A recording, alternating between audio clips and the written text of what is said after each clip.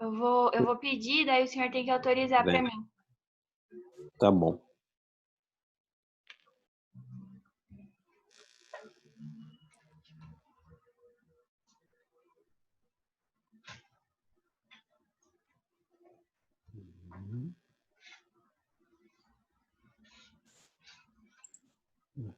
Ô, Carol, Oi.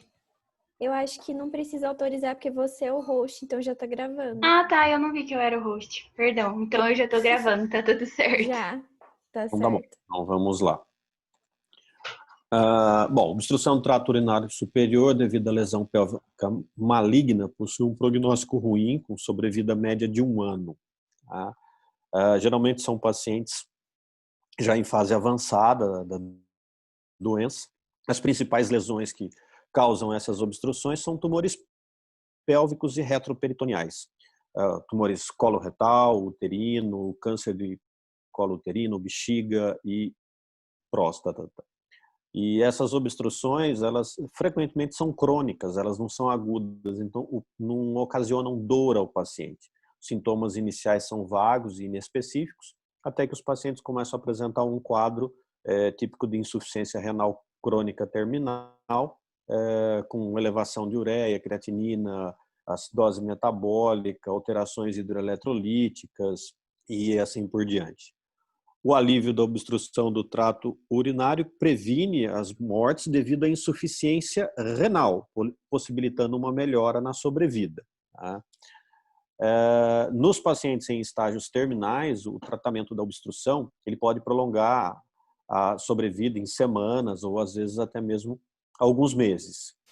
Mas o que é importante se levar em consideração é a qualidade de vida. Tá?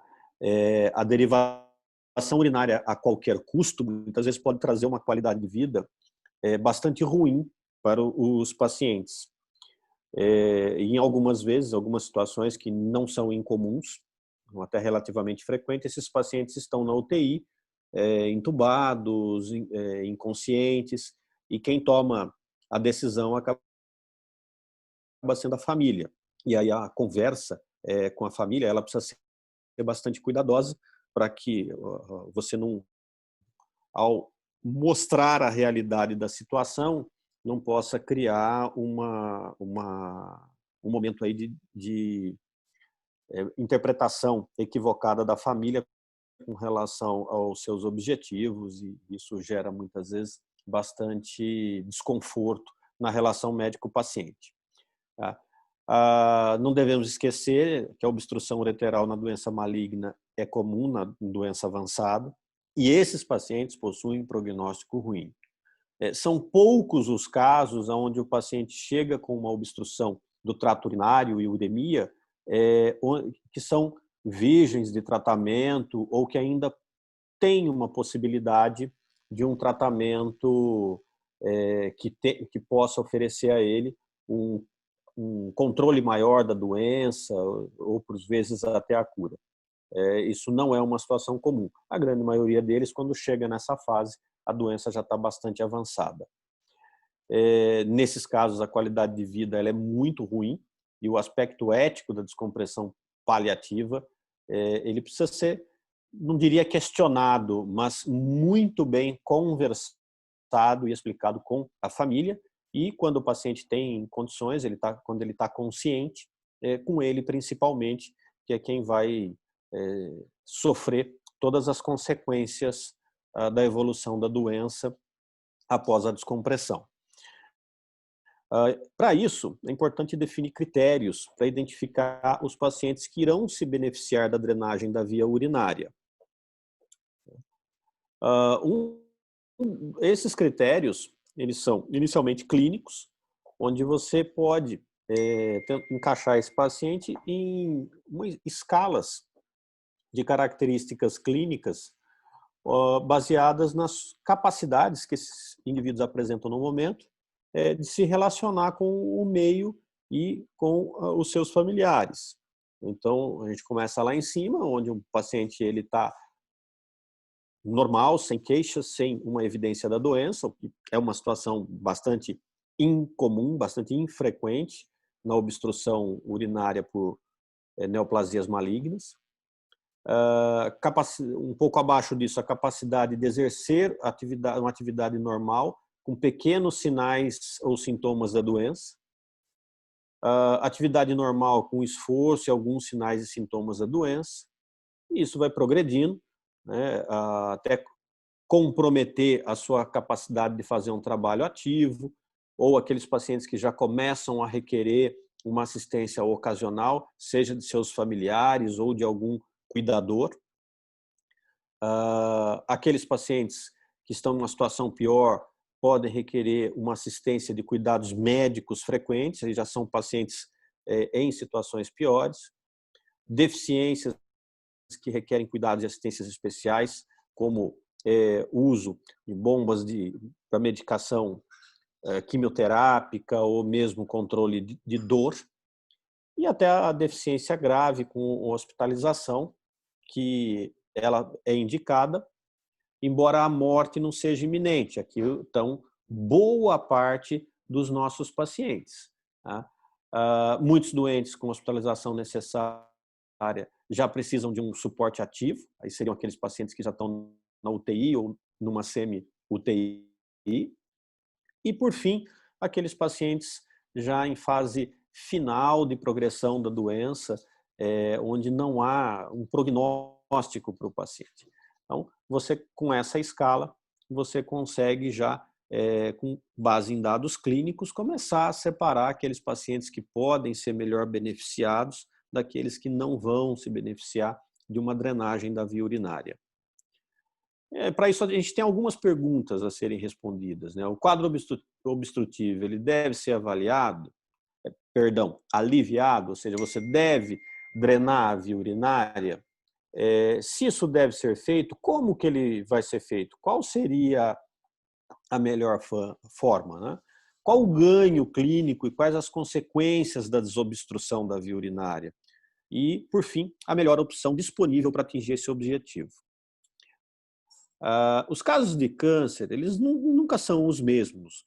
O câncer pode até, você tem 2 pacientes com o mesmo tipo de câncer, mas é diferente, o estágio onde cada um se encontra é diferente, a agressividade da doença pode ser diferente, as condições clínicas do paciente quando desenvolveu a doença, isso tudo tem que ser levado em consideração, né? Se eu tenho uma neoplasia intratável com prognóstico ruim, a compressão ureteral é uma manifestação da própria doença, metastática ou localmente avançada. Em que momento que esse paciente se encontra? Ele vai ter alguma qualidade de vida durante esse período maior que nós vamos fornecer para ele de sobrevida com a desobstrução da via urinária? Ou isso é uma obstrução temporária, né? Aquele paciente que tem a possibilidade de resolução da doença, seja com cirurgia, rádio ou quimioterapia. Aquele paciente que ainda tem opção de tratamento. Ele está obstruído, pode ser submetido a uma quimioterapia neoadjuvante, mas o quimioterápico é nefrotóxico, então você precisa desobstruir para que ele seja submetido à quimioterapia neoadjuvante ou radioterapia neoadjuvante e posteriormente ser submetido à cirurgia. Então são 2 situações diferentes que podem algumas vezes ser encontradas no mesmo tipo de tumor em pacientes diferentes. A invasão, infiltração ureteral que a gente observa no tumor de colo uterino, bexiga, próstata ou mesmo no colo retal, são as causas mais comuns. Porém, podemos também ter pacientes com compreensões extrínsecas, uma massa retroperitoneal, por exemplo, um sarcoma de retroperitônio, um tumor de testículo com disseminação metastática para os linfonodos retroperitoneais, são situações que também levam à obstrução da via urinária e que, por vezes, podem trazer a necessidade de uma drenagem dessa via. Alterações extrínsecas, como cicatriz, aderência ou estreitamentos ureterais, não são tão comuns de ocasionar obstrução a ponto de levar o paciente a um quadro de insuficiência renal. Mas, eventualmente, podemos nos encontrar diante dessa situação. É uma situação a qual a drenagem passa a ser bem mais interessante, porque aqui a doença que levou à obstrução ela não coloca a vida do paciente em risco. Então, a desobstrução para um posterior tratamento definitivo passa a ser bastante interessante. Os sintomas, como eu falei no começo, eles são de evolução lenta, são vagos, inespecíficos. Alguns pacientes podem se queixar de dor ou desconforto no flanco, mas a gente precisa sempre pensar na possibilidade disso ser, por exemplo, por uma infiltração tumoral, por uma metástase na coluna, uma infiltração das raízes nervosas que deixam a medula e a coluna, e não propriamente pela obstrução. Tá? A sensação de plenitude, ela pode ocorrer quando a obstrução é infravesical e ainda existe uma certa passagem de urina do ureter para a bexiga. A bexiga ficando cheia, o paciente pode ter uma sensação de plenitude, mas se os ureteres já foram obstruídos, isso pode não estar presente.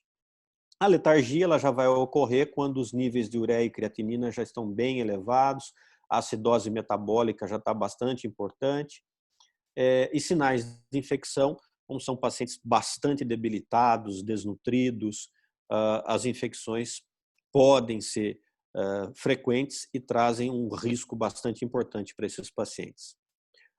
Nos casos agudos, sempre isso é mais raro, e aí a dor ela é bastante intensa, acaba desencadeando um reflexo vagal com náuseas e vômitos, e o diagnóstico muitas vezes acaba sendo feito mais rapidamente do que naqueles pacientes com obstrução crônica. Opções de derivação urinária. Então, nós temos a nefrostomia percutânea ou o implante de um catéter duplo J. Na realidade, assim, a gente sempre tenta o duplo J, que você passar o duplo J acaba sendo para o paciente muito mais cômodo, mas infelizmente a taxa de sucesso, os autores como o que está citado aqui embaixo, o Antônio Luiz, que bota como 85% de sucesso na passagem de duplo J, não é bem assim. Né? O que a gente observa, pelo menos no serviço aqui do Hospital Regional, é uma taxa de sucesso na passagem do duplo J bem mais baixa, bem mais baixa. Não temos isso levantado, mas está longe dos 85%. A dificuldade técnica e a falta de experiência na realização de nefrostomia pode ser uma forma de você justificar a tentativa da passagem do duplo J, mas o que a gente mais tenta realmente é pelo fato de que para o paciente isso é mais interessante. Pacientes com rim único funcionante, o duplo J passa a ser interessante porque a gente sabe que a evolução da doença pode levar à obstrução. Então, antes que ele entre em uremia, muitas vezes pode-se propor a passagem do duplo J para que ele possa seguir o seu tratamento sem o risco da obstrução. Né? Já a nefrostomia percutânea, ela tem uma taxa alta de sucesso, em torno de 96% a 100%. Nós sempre tentamos primeiro a nefrostomia por punção, né? Fazer uma punção renal com agulha, passa o fio guia, dilata o trajeto e aí então você posiciona a sonda de nefrostomia dentro do rim. Quando nós não conseguimos a realização da nefrostomia por punção, o que é pouco frequente, na maioria das vezes a gente consegue puncionar o rim, mas quando isso não acontece, aí está indicado, então, você fazer a lombotomia e a nefrostomia cirúrgica, nefrostomia aberta. Uhum. A obstrução ureteral distal com envolvimento significativo da bexiga dificulta a passagem do duplo J, seria uma indicação para nefrostomia percutânea. Dificuldade de identificação e cateterização do meato ureteral, você tem, por exemplo, um tumor de colo uterino, um desvio da anatomia, o ureter bastante comprometido na sua porção terminal, isso dificulta tanto a identificação do meato quanto a passagem do catéter. Às vezes a gente até identifica o meato, mas o catéter não progride, ele não passa. Hematúria muito intensa, que você não consegue visualizar os meatos ureterais, então a nefrostomia também pode ser indicada nessa situação. e cirurgias prévias ou anomalias anatômicas que criem dificuldade de passagem do catéter. E aí, então, você passa para a realização da nefrostomia percutânea. Aqui é um trabalho bastante interessante, onde estudaram a conduta endurológica na obstrução ureteral por doenças malignas. E diversos critérios foram avaliados, né, entre a qualidade de vida, indicações e resultados. Mas o que interessa para nós aqui? Então, vejam que os tumores não apenas pélvicos, mas você tem, por exemplo, um tumor gástrico, pode, por infiltração linfonodal, acabar fazendo uma compressão extrínseca do ureter e obstrução do mesmo.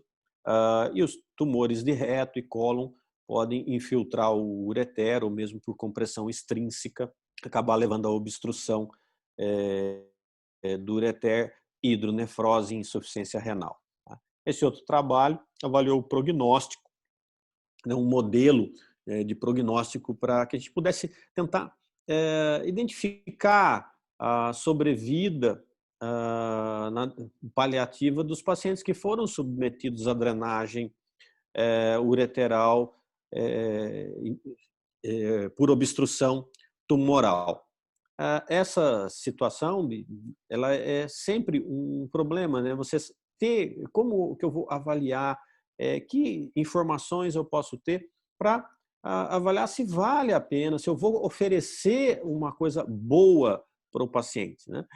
São pacientes, como já foi dito anteriormente, uma fase da doença bastante avançada, frequentemente pacientes terminais. Será que tirá-lo da uremia e do quadro de inconsciência, né? Ele está sedado na UTI, sedado, inconsciente, tirá-lo da uremia, será que vai trazer algum benefício para ele? Então, esse trabalho mostra diversas informações que são úteis nessa avaliação. Então, a gente vê aqui, primeiro, são os casos, né, em que situações, no estudo deles, eles encontraram obstrução. Então, vejam, tumor gástrico, tumor coloretal, cérvix uterino, tumor de ovário, urotelial aqui, bexiga, né, mama, ou seja, metástase da mama para o retroperitônio, ocasionando obstrução ureteral, entre outros. A gente tem ainda outra forma aí direta de análise, que seria o grau da hidronefrose. Então, vejam que no estudo deles, a maioria dos pacientes já apresentavam um grau de hidronefrose bastante elevado. Ou seja, 115 pacientes, um grau de dilatação 3 ou 4, e 25 pacientes, um grau de dilatação 1 ou 2. Outra forma de nós levarmos em consideração é a origem do tumor. Um tumor, metástase pulmonar, metástase hepática, origem não, é o número de eventos relacionados às metástases presentes, né? Então, o paciente tem metástase pulmonar, metástase hepática, metástase óssea, metástase para retroperitônio, ascite, um paciente baixo prognóstico, um prognóstico muito ruim. Será que eu vou estar oferecendo alguma coisa boa para ele, ou eu vou apenas acrescentar um tempo maior no sofrimento dele? Por fim, a dosagem de albumina. Então, quanto mais baixa a albumina, maior o grau de desnutrição, maior o risco de complicação dessa drenagem urinária, maior o risco de infecção e também mostra que há um avanço maior da doença e, consequentemente, um prognóstico pior. O número de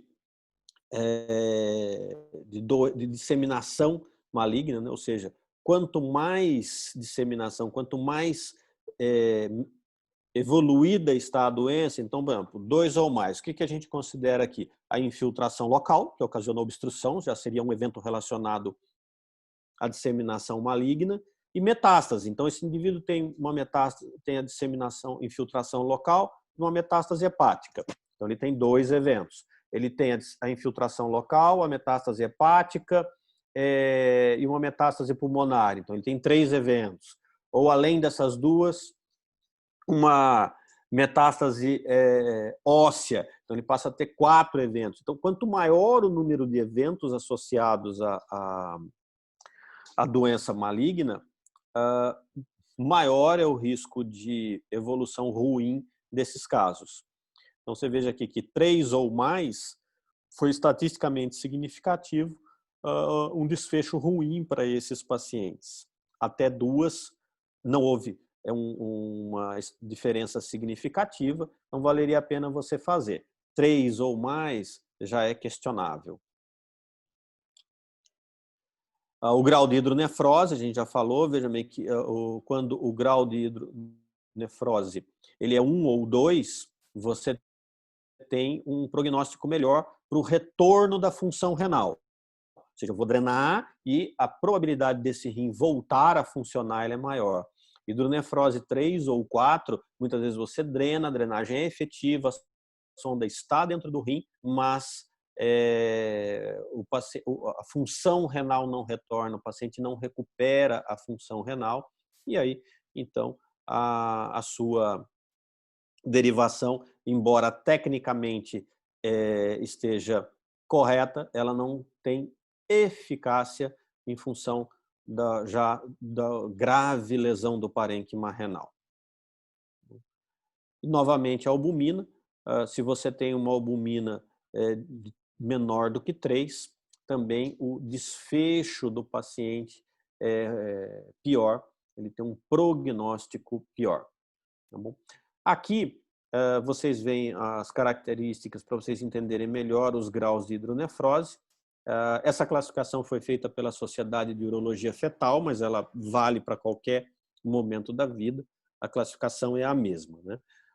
Você tem o grau 1, somente a pelve renal vista na dilatação, você não vê os cálices. O grau 2, você vê a pelve renal e já alguns cálices renais. O grau 3, você tem a dilatação da pelve e todos os cálices visibilizados. E o grau 4, você já tem dificuldade de saber o que é pelve e o que é cálice. A dilatação é bastante importante e você também já tem associado a essa situação um afilamento do parênquima renal. Então, essa é a classificação de acordo com a dilatação, com a hidronefrose, que vai ser importante na nossa tomada de decisão. Tá? Então, resumindo, pacientes com albumina menor do que 3, grau de hidronefrose 1 e 2, e número de eventos relacionados à disseminação tumoral maior do que 3, são informações bastante úteis na tomada de decisão de que pacientes seriam beneficiados pela derivação do trato urinário ou não.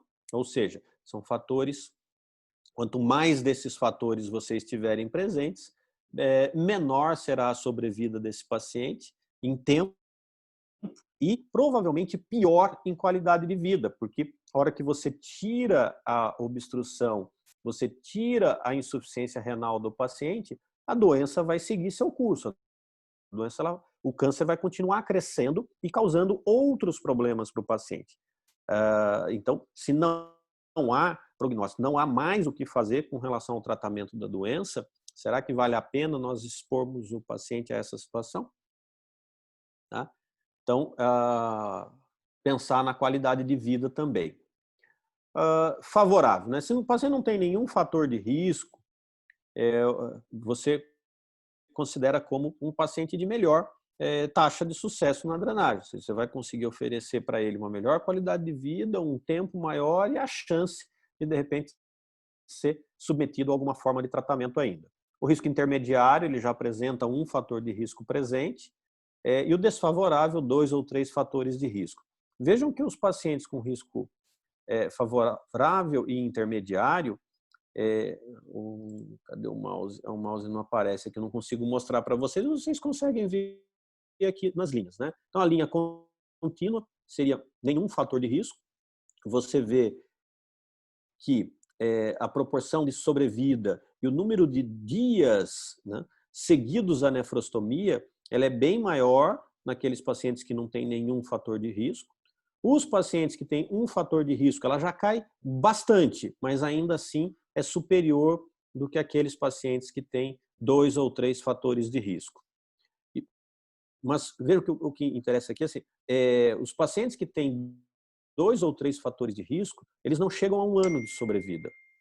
Paciente com nenhum fator de risco ou um fator de risco, esses já apresentam uma taxa de sobrevida melhor. Por quê? Porque são pacientes que geralmente têm uma possibilidade de tratamento ainda. Né? Não são pacientes sem nenhuma chance de tratamento. Eles têm ainda alguma possibilidade de tratamento. Ops. Vejam a importância, diversos trabalhos, sempre buscando, né, fatores prognósticos. Por que isso? Porque são situações que incomodam muito ao médico, né? Você estabelecer um tratamento para o paciente que não vai trazer nenhum benefício para ele. É uma situação bastante ingrata de se passar por ela. Esse trabalho aqui, ele estudou diversos aspectos. Aqui, no caso, ele pegou pacientes de câncer de bexiga, né? E aí ele viu que elementos como o sódio, a albumina e também o grau de hidronefrose e o número de eventos relacionados à disseminação maligna são marcadores importantes quanto ao prognóstico, quanto à previsão de que pacientes seriam beneficiados. Bom, a validação do modelo de prognóstico que eles estudaram, então eles viram aqui que pacientes zero, né, aquela gráfico que eu mostrei para vocês, agora em números, né? Pacientes sem eventos relacionados à disseminação metastática, ou seja, sem fatores de risco, 278 dias de sobrevida, a média, né, a média.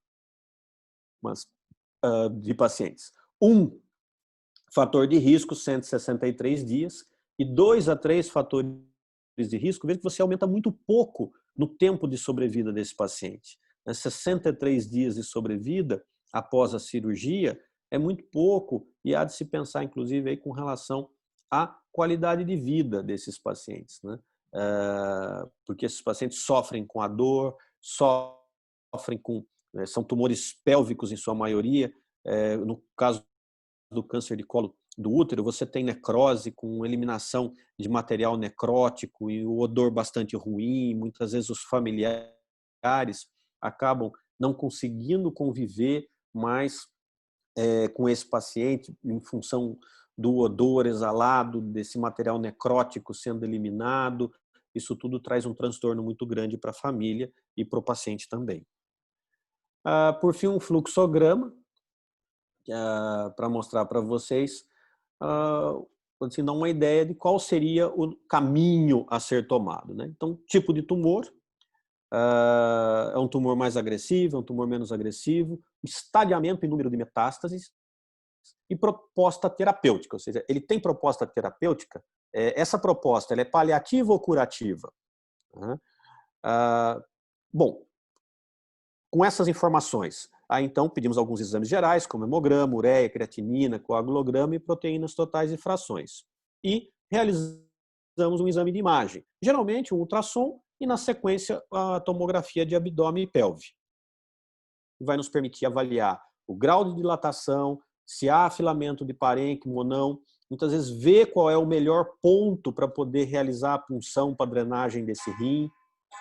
Feito isso, nós vamos estratificar o risco desses pacientes e informar os familiares e o próprio paciente quando isso é possível.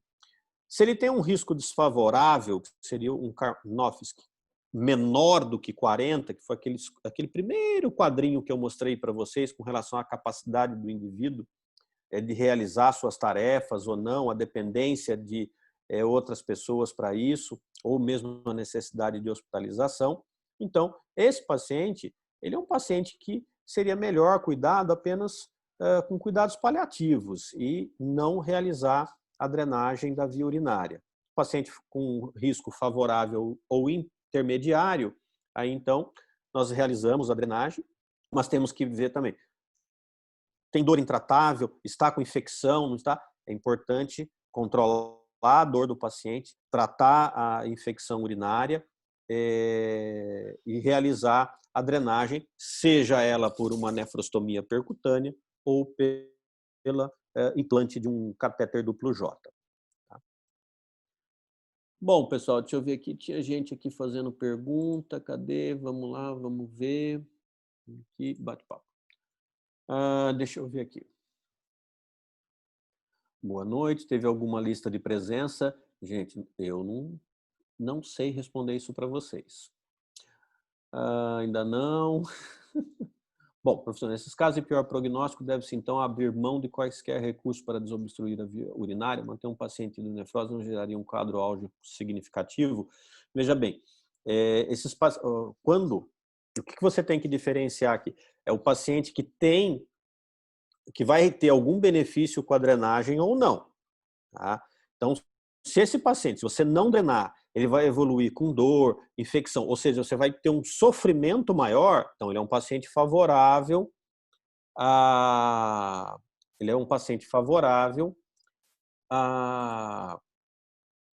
realização de uma nefrostomia ou de um implante duplo J.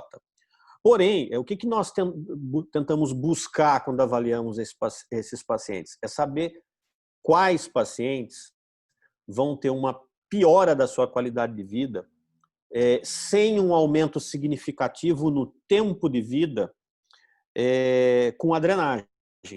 E isso é muito individualizado. Não dá para vocês traçarem uma receita de bolo. O fluxograma que eu mostrei ali para vocês e todas essas informações, ele ajuda, mas é evidente que os casos têm que ser individualizados.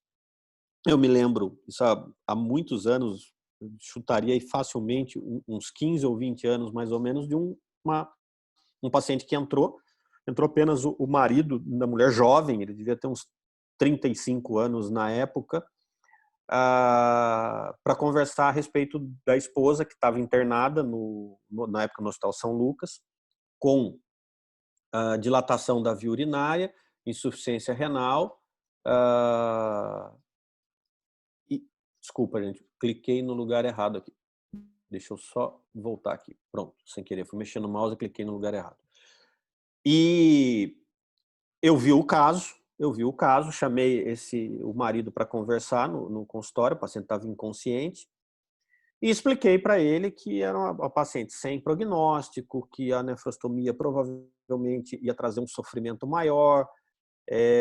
Tentei mostrar para ele que a nefrostomia ia oferecer muito pouco tempo de sobrevida para aquela paciente, provavelmente com uma qualidade de vida maior. Ele entendeu tudo que eu expliquei e, por fim, ele me perguntou se ele poderia fazer uma última tentativa de me convencer do contrário. Eu falei, pode. Aí ele pediu para entrar a filha que ele tinha com a esposa, que era uma criança na época de uns 8, 9 anos de idade. E eu fui lá e fiz a nefrostomia. Mesmo eu sabendo que eu não ia conseguir oferecer um tempo longo ou uma chance de cura para aquela mulher, eu pelo menos ofereci para ela um tempo um pouco maior para poder ficar com a criança e para aquela criança de ficar com a sua mãe. A mulher sobreviveu pouco mais de 3 meses depois da nefrostomia, mas foram 3 meses úteis. Tá certo? Era uma situação completamente atípica, que você pode ou não estar diante dela. Então, o que está aqui são critérios que a gente tem que utilizar, mas com bom senso. A boa prática médica, ela é um equilíbrio entre o bom senso e o conhecimento. Só conhecimento, sem bom senso, você pode acabar muitas vezes tomando algumas condutas que não seriam a melhor opção para aquele caso em questão. E só o bom senso sem o conhecimento médico muitas vezes vai te levar a algumas condutas equivocadas também. Então, isso tem que ser um equilíbrio. O que está aqui, que foi mostrado aqui para vocês, é um caminho. mas não é uma regra rígida, não é algo que vocês são obrigados a cumprir. Tudo precisa ter bom senso, análise caso a caso. E há situações onde a própria família, muitas vezes, não entende o que você está explicando e você acaba sendo obrigado a fazer, mesmo sabendo que a família vai se arrepender depois. Já tive também situações como essa, onde a família acabou chegando mais tarde à conclusão de que a escolha de fazer a derivação foi pior, porque isso ofereceu um tempo maior de sobrevida para o familiar, porém com muito sofrimento. Mas aí já tinha sido feito. E aí você tem que ir até o final. Então, a gente tem que buscar o equilíbrio. Tá? Alguém mais quer perguntar alguma coisa?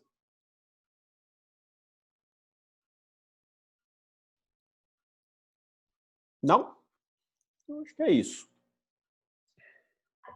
Então, eu acho que é isso. Muito obrigada, professor, pela aula. A gente se encontra de novo daqui a umas semanas. Acho que é no dia 18, né? Dia 18, isso. Aula de próstata para mais para os calouros. Eu estou montando essa aula já. Aham. Faltam bastante coisa ainda, mas até lá ela está pronta. Perfeito, então. Qualquer coisa é só mandar mensagem, doutor. Que daí Tá a gente joia. combina, tá? Tá bom. Peraí que Obrigada. tem algumas perguntas aqui. Deixa eu ver se tem alguma para mim. Pessoal, agradecendo. Não, acho que não. Acho que acabou mesmo. Então tá joia. Obrigado, um abraço a todos. Bom fim de semana. Obrigada para o senhor também.